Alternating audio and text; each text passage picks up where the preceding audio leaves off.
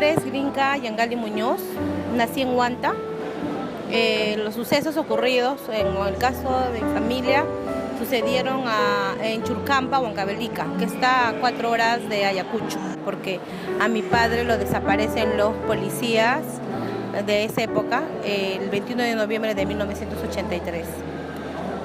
Niegan los policías, niegan los hechos, el Ministerio de Defensa no quiere dar los nombres de los policías, diciendo que no hay archivos, como que no existe nada, solamente existe datos a partir del 2000 o adelante, pero del 80 al 2000 toda la información se perdió, ¿no? Ahora, me estabas comentando sobre el caso de tu madre. ¿Me puedes explicar un poco de eso? A raíz de tanta insistencia de la búsqueda de mi padre, mi mamá pues se exponía mucho, ¿no? Además siempre se confrontaba con los militares. Por eso mismo a mi madre la secuestran y también la dejan muerta, ¿no? Prácticamente la matan. Pero gracias a Dios mi madre no muere, fue operada acá en Lima.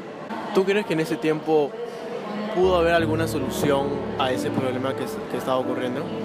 En esa época la gente tenía miedo hasta de hablar.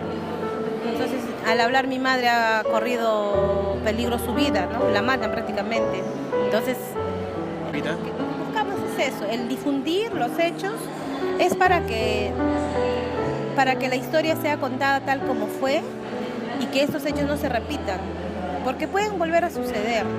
Y eso es lo que evitamos nosotros los familiares, es contar la verdad y que no haya más policías ni militares que violen derechos humanos. Eso es lo que queremos y que haga justicia. Bueno, en serio, muchísimas gracias de nuevo. Ya está. En esa época me dedicaba al trabajo en el BCP y justamente trabajaba con el dólar MUC y con el cambio de los dólares en el departamento de valores, en la sucursal de Miraflores, que quedaba entre Shell y Tarata. ¿Y para ese entonces cuántos años tenías? Yo pienso que debo haber tenido 26 años más o menos.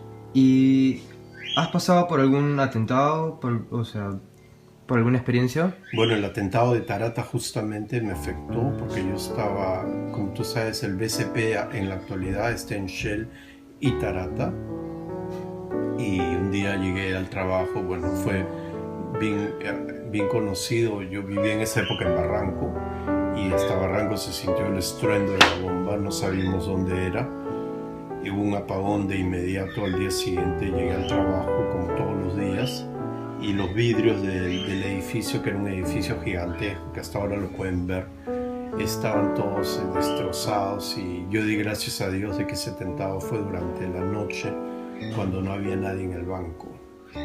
¿Y cuáles son los principales hechos que recuerdas? Bueno, en la introducción te mencioné que yo trabajaba en el departamento de valores del BCP, precisamente con los certificados bancarios, y Alan García dio una resolución de que aquellas personas que tenían ahorros en moneda extranjera, inmediatamente se les aplicaba el MUC, que era el Mercado Único de Cambios.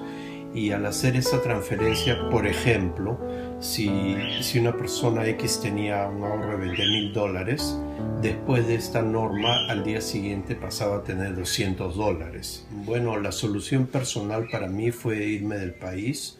Yo salí en 1989 y regresé en el 2009, 20 años después. Me vi involucrado en este problema al yo tener información importante de gente de altos recursos en el país, y que esos datos eran importantes para el senderismo de esa época. Entonces me vi en la necesidad de salir y de esa manera defender mi vida, ¿no? Bueno, muchísimas gracias por la entrevista, señor Freddy. Soy Lucía Ponce, Universidad Nacional Mayor de San Marcos. Así que en el año 83 ingresé a la universidad y a seguir la carrera de Educación Física, que eran 5 años. Ya conocía la problemática de esta universidad, pero jamás me imaginé que era tan profundo el resentimiento la inseguridad y la violencia con la que se vivía, donde ahí conocía mucha gente que estaba vinculada con esto. En plenos almuerzos ellos eran capaces de interrumpir golpeando las charolas y empezar a hacer a gritar consignas, a darnos sermones sobre nuestros derechos, sobre lo que el gobierno debería o no debería hacer, sobre cómo podíamos reclamar, etc. Se decía que San Marcos era la cuna del terrorismo. Los principales hechos que yo recuerdo sobre el terrorismo en esa época era la cantidad de coches bombas, explosiones que sucedían en todos los lugares públicos y privados. Uno de los principales hechos y más violentos que recuerdo es el coche bomba de la calle Tarata. Yo trabajaba en el Colegio San Silvestre, que queda en Miraflores, y por ahí era mi caminar diario. Eso estremecía toda la paciencia, la tranquilidad que yo tenía. Alguna vez nosotros nos manejábamos por las calles cerca a nuestra facultad en ropa deportiva. En esa época éramos muy jóvenes, andábamos en short, y una vez pasamos por la comisaría Radio Patrulla de La Victoria y uno de los policías nos da un piropo asqueroso y una de mis amigas voltea y le dice: cuando estás de verde eres machito. La arrestan a mi amiga, la llevan a seguridad del estado, la fichan. Fue un episodio que nos marcó porque sabíamos que sin hacer nada no teníamos ninguna seguridad.